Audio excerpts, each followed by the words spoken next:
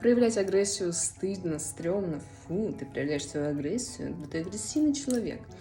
Как часто мы с вами это слышали, особенно в детстве. И, собственно, оттуда у нас сформировалось с вами такое представление об агрессии, что агрессия — это что-то отвратительное, ужасное, и вообще ты плохой, если ты проявляешь свою агрессию. И да, действительно, есть как токсичное, так и конструктивное проявление агрессии. Токсично, если ты ходишь, орешь на всех, разбрызгиваешь вот свою агрессию, внутреннюю свою нереализованность на всех других, на своих близких, на своего партнера, детей, друзей и так далее.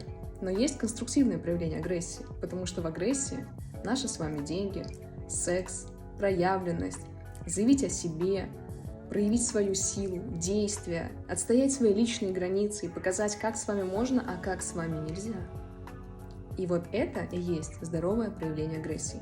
Поэтому я тебе рекомендую перейти и посмотреть данное видео про агрессию.